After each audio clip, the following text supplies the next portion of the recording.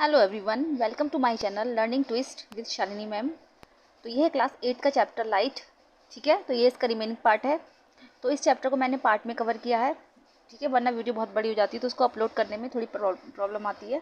ठीक है, तो चलिए 16.10 है एक्टिविटी, इसको करेंगे आज। और अगर आपको जो है लास्ट वीडियो का मुझे लिंक जानना है तो डिस्क्रिप्शन बॉक्स एक बार चेक कर लेना। ठीक है, आपको मिल जाएगा उसमें। चलिए activity 16.10, get a square piece of cardboard of size 6 to 8 centimetre. हमें एक स्क्वायर पीस का कार्डबोर्ड लेना है जिसका साइज होगा 6 to 8 centimetre. Okay, make 2 holes as shown in figure 16.16। और उसमें हमें क्या करना है, जैसे कि फिगर में दिखाया गया है 16.16 में, कि हमें उसमें 2 होल्स बना लेने हैं। Thread a string through the 2 holes. अब इन दोनों होल्स में से लेकर हमें क्या करता है, एक स्ट्रिंग या फिर थ्रेड निकालना है। ठीक है, draw paste a cage on one side of the cardboard. अब हमें क्या करना है, जो ये कार्डबोर्ड है ना, इसके एक साइड पर तो हमें कार्डबोर्ड एंड एक साइड पर इसकी हमें एक बर्ड बनानी है, ड्रॉ करनी है ना। ऑन द अदर और जो एक केज है दूसरी साइड पर बनाना है। ठीक है, draw paste a cage, draw या पेस्ट कर लो। A cage on one side of the cardboard and a bird on the other side. Okay, twist the string and make the card trail rapidly. अब हम क्या करेंगे, string को जो है लगातार उसको जो है ट्विस्ट करते जाएंगे और कार्ड को जो है ट्रेल करते जाएंगे। Do you see the bird in the cage. जब हम ऐसा करेंगे ना, लगातार करते रहेंगे, कार्ड को हिलाएंगे, स्ट्रिंग को हिलाएंगे, तो हमें ऐसा महसूस होगा, लगातार करते रहेंगे तो हमें ऐसा महसूस होगा जैसे कि जो बर्ड है वो पिंजरे में जा रही है। ठीक है, जैसे कि बर्ड वो पिंजरे के अंदर है। Okay, the movies that we see are actually a number of separate pictures in proper sequence. जो हम मूवीज़ देखते हैं, ठीक है, वो जो सारे जो उसमें सीन्स होते हैं ना, शॉर्ट्स जो होते हैं, वो सब अलग अलग सीक्वेंस में होते हैं। ठीक है, तो जो हम वो मूवीज़ एक साथ देखते हैं तो वो सीक्वेंस में लगाई होती है, वो सब एक सेपरेट पिक्चर्स होती हैं जो कि प्रॉपर सीक्वेंस में लगी हुई होती हैं। They are made to move across the eye usually at the rate of 24 pictures per second. They are made to move, और वो क्या होता है, जो हमारी आई से हमें दिखती है तो वो 24 पिक्चर्स पर सेकेंड के हिसाब से दिखती है। So we see a moving picture, तो हमें ऐसा लगता है, मतलब जो है कि वो 16 पर सेकेंड, जो है मैंने बताया था ऊपर कि 16 जो है एक सेकेंड के का 16वां हिस्सा, ठीक है, उससे वो ज़्यादा है 24। तो हमें ऐसा लगता है कि जब कोई चीज़ ऐसे दिख रही है तो हमें ऐसा महसूस होता है कि वो चीज़ चल रही है। मैंने बताया था ना कि अगर 16 से नीचे है वो चीज़, सेकेंड के 16वें हिस्से से अगर कोई चीज़ नीचे है तो वो चीज़ हमें या तो बहुत रुकी हुई दिखाई देगी या फिर वो दिखाई ही नहीं देगी। लेकिन अगर 16 से ऊपर है तो यानी कि वो 24th हो गया, 24 pictures per second, faster than 16 पर सेकेंड। ओके, तो so we see a moving picture, तो इसलिए हमें ऐसा लगता है कि पिक्चर चल रही है, पिक्चर हमें चलती हुई महसूस होती है। Okay, nature has provided eyes with eyelids to prevent any object from entering the eye. Okay, nature has provided eyes with eyelids to prevent any object from entering the eye. Nature ने हमें क्या किया है कि हमारे जो है eyes पर आईलिड्स प्रोवाइडेड की हैं, जिससे कि क्या होता है कि हमारी आँख में अगर कोई चीज़ चली जाए, एंट्रिंग कुछ ना हो पाए, ठीक है, तो उसके प्रिकॉशंस के लिए हमें ये आईलिड्स प्रदान की हैं।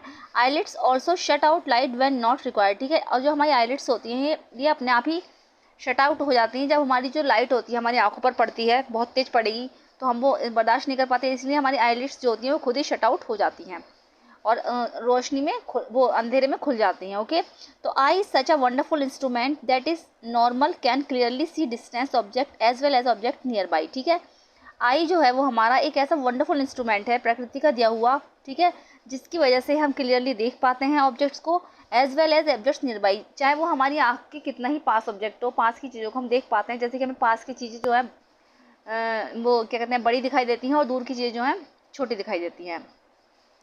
The minimum distance at which the eye can see objects distinctly varies with age. ठीक है, द मिनिमम डिस्टेंस, ठीक है, एज के हिसाब से क्या होता है, हम ऑब्जेक्ट्स को देख पाते हैं, तो इसके लिए एक मिनिमम डिस्टेंस होती है जिसके हिसाब से हम अपनी एज के हिसाब से ऑब्जेक्ट्स को देख पाते हैं। जैसा आप लोगों ने कभी देखा होगा ना कि जैसे कि हमें दूर की चीज़ें नहीं दिख रही हैं या फिर हमें पास की नहीं दिख रही, मोस्टली ऐसा होता है, तो एज वाइज होता है ये। The most comfortable distance at which one can read with a normal I is about 25 centimetre. जो मोस्ट कंफर्टेबल डिस्टेंस होती है जिस पर कि एक नॉर्मल व्यक्ति, ठीक है, कुछ पढ़ सकता है, वो होती है 25 सेंटीमीटर की। 25 सेंटीमीटर की दूरी की जो चीज़ अगर हम पढ़ पा रहे हैं, ठीक है, तो वो एक नॉर्मल डिस्टेंस है एक नॉर्मल व्यक्ति के लिए, नॉर्मल आई के लिए। ठीक है, अगर आपकी आंखें इस तरीके से 25 सेंटीमीटर की दूरी को चीज़ पढ़ पा रही हैं तो आपकी जो आइज़ हैं वो नॉर्मल हैं, नहीं तो उसके अलावा आपको आई स्पेशलिस्ट के पास जाना होगा, ठीक है, चेक करने के लिए, आई साइट दिखाने के लिए आपको। Some persons can see objects close to them clearly but can not see distance object so clearly. कुछ जो लोग होते हैं वो अपनी जो ऑब्जेक्ट्स होते हैं वो अपनी आंखों से, ठीक है, पास के ऑब्जेक्ट्स को क्लियरली देख पाते हैं, but can not see distance object so clear, लेकिन क्या होता है कि कभी कभी वो बिल्कुल क्लियर नहीं देख पाते। ऑन द अदर हैंड, और दूसरी तरफ, some persons can not see objects close by clearly but they can see distance object quite well. और कुछ होते हैं जो पास की नहीं देख पाते, वो दूर की देख पाते हैं। कुछ ऐसे होते हैं जो दूर की नहीं देख पाते, पास की देख पाते हैं। With suitable corrective lenses this defects of the eye can be corrected, ठीक है। विथ सुटेबल करेक्टिव लेंस, तो क्या होता है कि बताते हैं ना कि आंखों में चश्मे का यूज़ करो, ठीक है। तो करेक्टिव लेंसेज के यूज़ से हम जो है दिस डिफेक्ट्स ऑफ द आई, तो आई में जो ये डिफेक्ट्स बन जाते हैं तो उसको हम करेक्ट कर सकते हैं। ओके, तो अभी कहते हैं कि चश्मा लगाकर देख पाएंगे, तो उसमें लेंसेज होते हैं, तो वो हमारे हिसाब से लेंसेज फिट हो जाते हैं उसमें, और हमारे जो आइज़ का ये डिफेक्ट है वो करेक्ट हो जाता है। Sometimes particularly in old age, कभी कभी क्या होता है पर्टिकुलरली ओल्ड एज में आई साइट बिकम्स फॉगी, तो जो ये आई साइट होती है वो फॉगी हो जाती है, मतलब धुंधली धुंधला सा दिखने लगता है व्यक्ति को, क्लाउडी सा हो जाती है आइज़ हमारी। It is due to the eye lens become cloudy, है ना। ये इसलिए होता है कि जो हमारा आई लेंस है अंदर का, रेटिना जो है, रेटिना आई लेंस है हमारा, तो वो क्लाउडी हो जाता है, तो उसकी वजह से धुंधला दिखने लगता है, जैसे बूढ़े व्यक्ति होते हैं, बुजुर्ग होते हैं, और अब तो यंग एज में भी ऐसा होने लगा है। When it happens, जब ये होता है, persons are said to have cataract, ठीक है। जब ऐसा होता है तो उस पर्सन को कैटरेक्ट बोला जाता है कि उसकी आंखों में कैटरेक्ट आ गया है, ठीक है। There is a loss of vision, तो ये जो है लॉस है विजन का, जिससे कि देखने की पावर कम हो जाती है। समटाइम्स एक्सट्रीमली सीवियर, और कभी कभी जो है ये एक्सट्रीमली सीवियर भी हो सकता है। It is possible to treat this defect, तो ये पॉसिबल है कि इस डिफेक्ट का ट्रीटमेंट होना ज़रूरी है। The opaque lens is removed and a new artificial lens is inserted, तो क्या होता है उसके लिए एक छोटा सा ऑपरेशन करना होता है, जिसमें जो है ये ओपेक्यू जो लेंस है आपका, इसको रिमूव कर जाता है, जो क्लाउडी हो गया है ना, और जो उसकी जगह न्यू आर्टिफिशियल लेंस जो है उसके अंदर इंसर्ट कर दी जाता है। Modern technology has made this procedure simpler and safer, ठीक है। अब आजकल ये मॉडर्न टेक्नोलॉजी आ गई है इस ऑपरेशन के लिए, तो जिसने इस प्रोसीजर को बहुत ही सिंपलर और सेफर बना दिया है। ओके, इतना आपको समझ में आ गया है। तो अब आता है 16.8 केयर ऑफ द आइज़, तो आइज़ की केयर हम कैसे करें। It is necessary that you take proper care of your eyes, ये ज़रूरी है कि आप अपनी आंखों की जो है प्रॉपर केयर करें। If there is any problem you should go to an eye specialist, अगर आपको कोई भी प्रॉब्लम है तो आपको एक आई स्पेशलिस्ट के पास जाना चाहिए। हैव अ रेगुलर चेकअप, और हमें एक रेगुलर चेकअप लेना चाहिए। फर्स्ट आता है कि if advice use suitable spectacles, अगर आपको एडवाइस किया जाए तो आप सुटेबल स्पेक्टिकल्स का यूज़ करें, मतलब चश्मा लगाएं। स्पेक्टिकल्स में चश्मा, तो सुटेबल चश्मे का यूज़ करें। सेकंड है कि टू लिटिल और to much light is bad for eyes, आँखों के लिए बहुत ज़्यादा तेज़ रोशनी और बहुत कम रोशनी जो है वो नुकसानदायक है। Insufficient light causes eye strain and headaches, insufficient light से क्या होता है हमारी आंखों में दर्द रहने लगता है और सर दर्द हो जाता है। Too much light like that of the sun, जैसे कि बहुत ज़्यादा रोशनी, like that of the sun, जैसे कि सूर्य की रोशनी। अ पावरफुल लैम्प और a laser torch can injure the retina, ठीक है। यह पावरफुल लैम्प हो गया कोई, या फिर लेज़र टॉर्च हो गई, वो हमारी रेटिना को इंजर्ड कर सकते हैं, तो हमें टू मच लाइट का यूज़ नहीं करना चाहिए। थर्ड है कि do not look at the sun और अ पावरफुल लाइट डायरेक्टली, ठीक है। थर्ड पर आता है कि हमें जो सन को या फिर कोई पावरफुल लाइट है अगर जल रही है तो उसको डायरेक्टली नहीं देखना चाहिए। फोर्थ है कि नेवर रब योर आइज, अपनी आंखों को कभी भी ना रगड़ें। If particles of dust go into your eyes, अगर आपकी आंखों में डस्ट के कुछ पार्टिकल्स चले गए हैं तो wash your eyes with clean water, अपने आंखों को साफ पानी से धोएं। If there is no improvement go to a doctor, अगर आपकी आंखों में फिर भी कोई इम्प्रूवमेंट नहीं होता है, कोई सुधार नहीं होता है, तो आपको डॉक्टर के पास जाना चाहिए। ओके, फिफ्थ पर आता है wash your eyes frequently with clean water, अपनी आंखों को समय समय पर साफ पानी से साफ करते रहें, ठीक है। Six, always read at the normal distance for vision, अपनी आंखों को देखने के लिए अपनी आंखों की नॉर्मल विजन के लिए एक नॉर्मल डिस्टेंस का ही यूज़ करें पढ़ने के लिए। Do not read by bringing the book too close to your eyes or keeping it too far, कभी भी पढ़ते समय क्या बुक्स को अपनी आंखों के बिल्कुल पास ना रखें या फिर बिल्कुल दूर ना रखें, ठीक है। एक जो पढ़ने की जो डिस्टेंस है वो नॉर्मल होनी चाहिए। Okay, you learn about balance diet in class 6, आपने जो है बैलेंस डाइट के बारे में क्लास 6 में पढ़ा था। If food is deficient in some components eyes में ऑल्सो सफ़र, ठीक है। अगर आपकी बैलेंस डाइट, आपको अगर जैसे बैलेंस डाइट नहीं लोगे या फिर आपके फूड में, ठीक है, डिफिशियंसी होगी कुछ कंपोनेंट्स की, तो आपकी जो आइज़ हैं वो सफ़र करेंगी, वो ख़राब होने का डर है, उसमें दृष्टि उसकी ख़राब होने का डर है, आई साइट वीक हो जाएगी। Lack of vitamin A in food stuff is responsible for many eye troubles, ठीक है।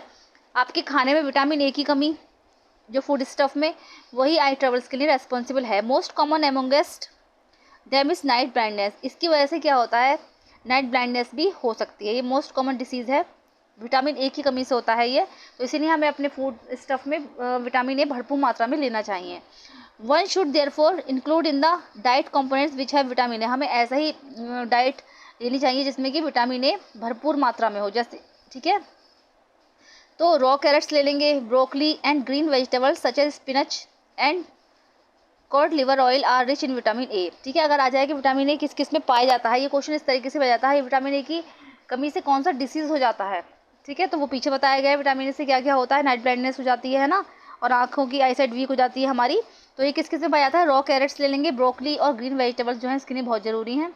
And COD liver oil are rich in vitamin A, eggs, milk, curd, cheese, butter and fruits such as papaya and mango are also rich in vitamin A. Okay, ये इतना है कि vitamin A किस किस में पाया जाता है, ये क्वेश्चन इस तरीके से आ जाता है। ठीक है, अब ये है आइज़ ऑफ अ बटरफ्लाई। ये बटरफ्लाई की आइज़ के बारे में बताया गया है, छोटा सा बता देती हूँ बस मैं, इसमें ऐसा कुछ नहीं है। इसमें क्या बताया गया है, चलो पढ़ा देती हूँ कि animals have eyes shaped in different ways. ठीक है, एनिमल्स की जो आइज़ होती है वो डिफरेंट डिफरेंट वेज में होती हैं। Eyes of a crab are quite small but then enable to crab to look all around. ठीक है, क्रैब की जो आइज़ होती हैं वो बहुत छोटी होती हैं, but they enable the crab to look all around. लेकिन वो क्या होता है कि इसकी वजह से क्रैब जो होता है वो चारों तरफ देख सकता है। So the crab can sense even if the enemy approaches from behind. ठीक है, butterflies have large eyes that seem to be made up of thousand of little eyes. ठीक है, बटरफ्लाइज की क्या होता है, बहुत बड़ी बड़ी आँखें होती हैं, दैट सीम टू बी, और ऐसा लगता है जैसे कि उसमें क्या होता है, थाउजेंड ऑफ छोटी छोटी थाउजेंड ऑफ लिटिल आइज होती हैं, जैसे बारीक बारीक सी बन रही है नन्ही सी, ये थाउजेंड लिटिल आइज होती हैं उनके। They can see not only in the front and the sides but the back as well. ठीक है, उससे क्या होता है, वो ना केवल अपने फ्रंट और अपने बैक में देख सकती हैं, अपने फ्रंट और साइड में देख सकती हैं, बल्कि वो तो उससे बैक में भी देख सकती हैं। Okay, a night bird owl can see very well in the night but not during the day. ऐसे उल्लू होता है जो आउल, ठीक है, वो नाइट बर्ड जो होती है वो जो है रात में अच्छा देख पाती है, but not during the day, लेकिन वो दिन के समय नहीं देख पाता। ऑन द अदर हैंड, दूसरी तरफ डे लाइट बर्ड्स काइट और eagle can see well during the day but not in the night. Kite और ईगल जो है कि वो दिन में अच्छे से देख पाएंगे लेकिन रात में नहीं। The owl has a large cornea and a large pupil to allow more light in its eye. ठीक है, उसमें क्या होता है, आउल के पास जो है लार्ज कॉर्निया और लार्ज पीपल की आइज़ होती हैं, जिससे कि क्या होता है, उसकी आंखों में ज़्यादा रोशनी जाती है, इसलिए वो दिन में नहीं देख पाता। Also it has on its retina large number of rods and only a few cones. ठीक है, और बल्कि क्या होता है, उसकी आंखों पर जो होता है लार्ज नंबर ऑफ रॉड्स होती हैं और फ्यू कोन्स होती हैं। तो मैंने पीछे वाली वीडियोज़ में रॉड्स का और कोन्स का काम बताया है। ठीक है, अगर आपने वो वीडियो देखी है तो प्लीज़ कमेंट करके बताइएगा कि रॉड्स का क्या काम है और कोन्स का क्या काम है ना। The day birds on the other hand, ठीक है, जो डे बर्ड्स होती हैं दूसरी तरफ, have more cones and fewer rods. तो उनके जो होता है बहुत सारी कोन्स होती हैं और रॉड्स जो है कम होती हैं। ठीक है, तो इस तरीके से ये सबकी आइज़ के बारे में बताया गया है। तो एक कौन जैसे कुछ रात में देख पाते हैं, कुछ दिन में देख पाते हैं, तो इसी वजह से होता है। ठीक है, चलिए अब आगे बढ़ते हैं। Visually challenged persons can read and right. ठीक है, ओके, विजुअली चैलेंज पर्सन्स जो होते हैं, मतलब देखने के ऊपर है ये कि जो पर्सन्स होते हैं जो देख पाते हैं, विजुअली चैलेंज कैन रीड, वो किस तरीके से रीड करते हैं और किस तरीके से पढ़ते हैं। जैसे कि ब्लाइंड इंसान हो गया तो किस तरीके से करेगा। Some persons including children can be visually handicapped. ठीक है, कुछ पर्सन जो होते हैं इंक्लूडिंग चिल्ड्रन, जैसे बच्चे भी हो सकते हैं उसमें, कैन बी विजुअली हैंडीकैप्ड। तो वो लोग जो होते हैं विजुअली हैंडीकैप होते हैं। They have very limited vision to see things, उनके पास देखने के लिए बहुत ही ज़्यादा लिमिटेड विजन होती है। Some persons can not see at all since birth. ठीक है, कुछ लोग ऐसे होते हैं जो जन्म से ही नहीं देख पाते। सम पर्सन्स में lose their eyesight because of a disease, और कुछ लोगों की जो आईसाइट होती है वो किसी डिसीज़ के चलते ख़त्म हो जाती है। Such persons try to identify things by touching and listening to voice more carefully. तो ऐसे जो लोग होते हैं वो क्या करते हैं, चीज़ों को टच करके या फिर उसको किसी की वॉइस को सुनकर, है ना, तो वो अपने आप को मतलब केयरफुली वॉइस को महसूस कर पाते हैं। They develop their other senses more sharply. तो उनके क्या होता है, सिर्फ आंखों से वो देख नहीं पाते, विजन से उनकी विजन का ही लॉस हुआ होता है, लेकिन उनकी जो और सेंसेस हैं वो अच्छे से डेवलप होती हैं। ठीक है, वो मोर शार्पली डेवलप होती हैं। However additional resources can enable them to develop their capabilities further. इसीलिए क्या होता है, उनकी जो कैपेबिलिटीज़ होती हैं, जैसे उनकी सुनने की शक्ति हो गई, बोलने की शक्ति हो गई, तो उनकी जो और सेंसेस हैं, सूंघने की शक्ति हो गई, वो ज़्यादा डेवलप होती हैं क्योंकि वो आंखों से नहीं देख पाते हैं। ओके, अब आता है कि what is the Braille system. Braille system क्या था इसके बारे में हम पढ़ेंगे। ओके, यह है the most popular resource for visually challenge person in Braille. ठीक है, जो मोस्ट पॉपुलर रिसोर्स है विजुअली चैलेंज पर्सन का वो है ब्रेली सिस्टम बोलते हैं इसको। तो लुइस ब्रेली कौन थे? तो Louis Braille himself a visually challenge person, ये जो थे ब्लाइंड थे, विजुअली चैलेंज पर्सन थे। ठीक है, लुइस ब्रेली है ना, developed a system for visually challenge person and published it in 1821। इन्होंने ही जो था ये सिस्टम जो है डेवलप किया, विजुअली चैलेंज पर्सन थे ये, और एंड पब्लिश्ड इट इन 1821, और इसको 1821 में पब्लिश्ड किया। The present system was adopted in 1932। उसके बाद जो प्रेजेंट सिस्टम है वो 1932 में अडोप्ट किया गया। There is Braille code for common languages. ये क्या होता है? ये एक ब्रेली कोड है जो कि कॉमन लैंग्वेजेस का एक कोड होता है। इसमें कोड वर्ड में जो है पढ़ाई लिखाई होती है। Mathematics and scientific notation, many Indian languages can be read using the Braille system. बहुत सारी जो इंडियन लैंग्वेजेस हैं वो भी इस सिस्टम के जरिए पढ़ाई जाती हैं। ब्रेली सिस्टम है 63 डॉट पैटर्न्स और करेक्टर्स। ठीक है, ब्रेली सिस्टम में क्या होता है? 63 डॉट पैटर्न्स और करेक्टर्स होते हैं। Each character represent a letter, a combination of letters, a common word or a grammatical sign. ठीक है, और हर करेक्टर जो है, each character represent a letter, इसमें क्या होता है? हर करेक्टर एक लेटर के जरिए रिप्रेजेंट किया जाता है। अ कॉम्बिनेशन ऑफ लेटर्स, या फिर वो जो डॉट होते हैं ना उसकी वजह से पता चलता है कि वो लेटर का कॉम्बिनेशन है। Dots are arrange in cells of 2 vertical rows. Dots are arrange in cell of 2 vertical rows of 3 dots each. ठीक है, जो डॉट्स होते हैं ये सेल्स के 2 वर्टिकल रोज में अरेंज किए जाते हैं। Patterns of dots to represent some English letters and some common words are shown below. ठीक है, कुछ जो डॉट्स दिखाए गए हैं और कुछ इंग्लिश के कॉमन वर्ड्स दिखाए गए हैं, लेटर्स। ठीक है, तो बताया गया है। जैसे सी वाला ये है, इसमें 2 डॉट हैं और 2 लाइन दे रखी है 4। ओके, तो इससे पता चलेगा ये सी है, ये ए है और ये टी है। एंड कॉमा के लिए इस तरीके के होते हैं। ठीक है, तो these patterns when embossed on Braille sheets help visually challenge person to recognise words by touching. ठीक है, ये पैटर्न जो होता है, एक ब्रेली शीट्स आती है, उसके जरिए क्या होता है, जो विजुअली चैलेंज पर्सन होते हैं वो उसको टच करके बता सकते हैं, उसको फील कर सकते हैं कि क्या लिखा हुआ है। To make them easier to touch the dots are raised slightly. ठीक है, इसको टचिंग को ज़्यादा ईजी बनाने के लिए जो डॉट्स होते हैं वो रेस्ड स्लाइटली, वो बहुत ज़्यादा उभरे उभरे होते हैं, जिससे कि वो आराम से टच करके बता सकेंगे ये क्या है। ओके, अब ये आता है कि रिसोर्सेज कैन बी 2 टाइप्स। ठीक है, तो इन जो विजुअली चैलेंज पर्सन होते हैं उनके 2 तरीके के रिसोर्सेज भी होते हैं, जैसे कि नॉन ऑप्टिकल एड्स और ऑप्टिकल एड्स। ठीक है, नॉन ऑप्टिकल एड्स में क्या क्या आता है कि non optical aids include visual aids. ठीक है, इसमें विजुअल एड्स होती हैं tactual aids using that sense of touch, जो कि टच करके बता सकते हैं। ऑडिटरी एड्स सुनने वाले होते हैं, जैसे कि using the sense of hearing, तो उसके अंदर क्या होता है वो जिसके अंदर हियरिंग की सेंस होती है तो सुनकर बता सकते हैं। एंड इलेक्ट्रॉनिक एड्स में आता है visual aids can magnifying words, can provide suitable intensity of light and material at the proper distances.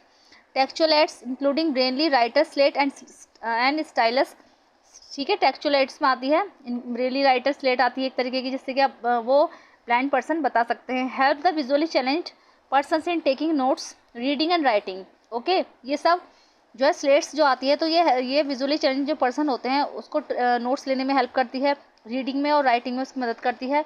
Auditory aids include cassettes, tape recorders, talking books and other such devices. ठीक है, auditory ads में आते हैं सुनने वालों के लिए आते हैं, जैसे कि कैसेट्स आ गई, टेप रिकॉर्डर्स आ गए, टॉकिंग बुक्स और other such devices. Electronic aids में आता है सच एज टॉकिंग कैलकुलेटर्स। ठीक है, बोलने वाले कैलकुलेटर्स भी आते हैं। Are also available for performing many computational task. ठीक है, जो कि बहुत सारे कंप्यूटेशनल टास्क को कंप्लीट करने के लिए आते हैं। Close circuit television also an electronic aid. ठीक है, and largest printed material with suitable contrast and illumination. ठीक है, प्रिंटेड मटेरियल आता है बड़ा बड़ा, ठीक है, जिसकी वजह से वो ब्लाइंड पर्सन आराम से टच करके बता सकते हैं। Nowadays use of audio CDs and voice boxes with computers are also very helpful for listening to and writing the desired text. ठीक है, और अब क्या होता है, अब तो इन दिनों ऑडियो सीडीज़ और वॉइस बॉक्सेस आ गए हैं विद कंप्यूटर्स में लगे हुए होते हैं, जो कि ऑल्सो वेरी हेल्पफुल, जो कि बहुत ज़्यादा हेल्पफुल होते हैं लिसनिंग एंड राइटिंग में। ठीक है, ब्लाइंड पर्सन जिससे आराम से लिसनिंग और राइटिंग कर सके।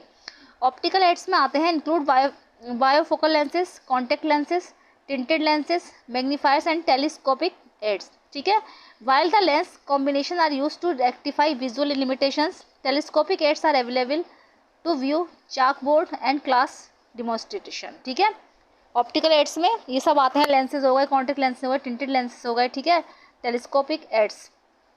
और जब क्या होता है, while the lens combination are use to rectify visual limitations, तो टेलीस्कोपिक एड्स जो होता है वो अवेलेबल होता है, जैसे कि आप चाक बोर्ड हो गया एंड क्लास डेमोन्स्ट्रेशन में मतलब हेल्प करने में उसकी मदद करते हैं ब्लाइंड पर्सनस की। तो ये सारे जो एड्स हैं जिसके मतलब समान ही समझ लो, उनका एक तरीके से ऑप्टिकल एड्स हो गए और नॉन ऑप्टिकल एड्स हो गए, तो किस तरीके से ये काम में आते हैं।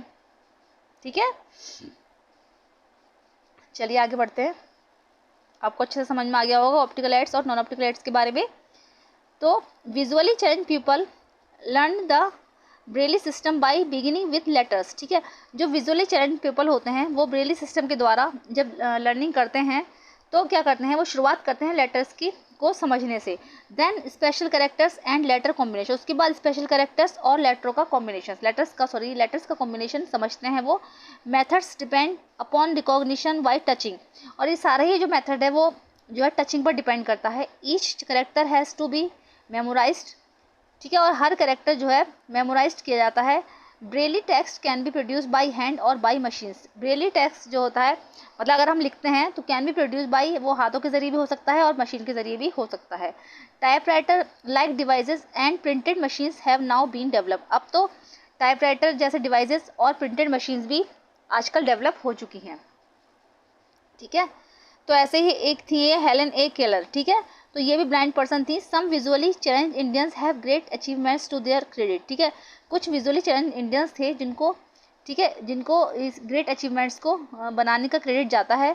Diwakar a child prodigy has given amazing performances as a singer. Divakar a child prodigy has given amazing performance, जिन्होंने जो एक बहुत बड़े सिंगर थे, ठीक है, उन्हें एक अमेजिंग परफॉर्मेंस के लिए सम्मानित किया गया था। Ravindra Jain born completely visually challenge obtained his संगीत प्रभाकर डिग्री फ्रॉम इलाहाबाद। ऐसे ही रविंद्र जैन थे, वो देखे होंगे शायद, आप बच्चे हो, आपने नहीं देखे होंगे अगर, तो बॉर्न कम्प्लीटली विजुअली, वो कम्प्लीटली विजुअली थे, विजुअली चैलेंज पर्सन थे। और उन्हें क्या करा था, उन्होंने भी संगीत की डिग्री ली थी, संगीत प्रभाकर डिग्री फ्रॉम, उन्हें इलाहाबाद से संगीत प्रभाकर की डिग्री मिली थी। He has shown his excellence as a lyricist singer and music composer. वो जो थे उन्होंने अपने क्षेत्र में लिरिसिस्ट, सिंगर और म्यूजिक कंपोजर का अवार्ड प्राप्त किया था। मतलब वो थे इतने अच्छे सिंगर भी थे, लिरिक्स थे उनके बनाते थे वो, और म्यूजिक कंपोजर भी थे। लाल अडवाणी हिमसेल्फ विजुअली चैलेंज्ड। ठीक है, established an association for special education and rehabilitation of disabled in India.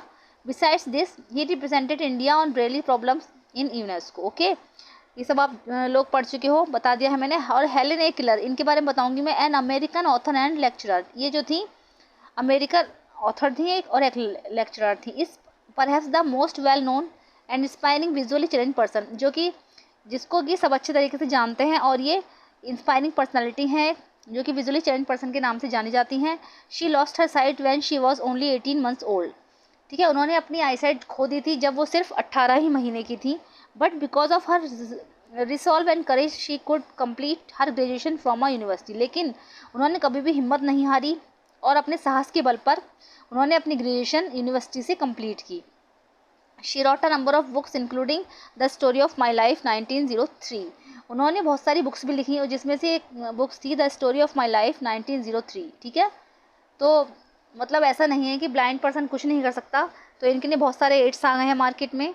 ठीक है, तो विजुअली चैलेंज पर्सन के लिए बहुत सारी सुविधाएं हो गई हैं अब, तो इनके लिए ये ऐसा नहीं है कि इनको पढ़ाई लिखाई नहीं कर सकते, तो ये टच करके या फील करके बता सकते हैं। इनके पास बहुत सारी सेंसेस होती हैं, इस जरिए ये सब कुछ कर सकते हैं। तो ऐसा नहीं सोचना चाहिए कि ये कुछ नहीं कर सकते। तो इतने सारे लोगों के नाम इसमें दिए हुए हैं कि किसने क्या क्या करा है। ठीक है, तो इसमें मेन है हेलेन ए केलर।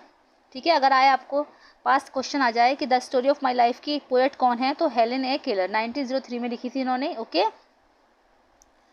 तो चलिए चैप्टर आपका ख़त्म होता है। ठीक है, तो चैप्टर कंप्लीट करने से पहले आप लोगों को क्या है कि आप कीवर्ड जरूर करिएगा सारे, और व्हाट यू हैव लर्न। तो ये छोटी सी जो समरी दे रखी होती है ब्रीफ में, तो उसको आप लोग पढ़ सकते हो, तो जिससे आपको चैप्टर अच्छे से कंप्लीट हो जाएगा। ठीक है, तो चैप्टर हो गया है ख़त्म। कैसा लगा ज़रूर बताइएगा, पसंद आया तो उसको लाइक कीजिएगा, और अगर चैनल पे फर्स्ट टाइम विजिट कर रहे हैं तो प्लीज़ उसको सब्सक्राइब कीजिएगा। मिलते हैं नेक्स्ट वीडियो में। Thank you so much.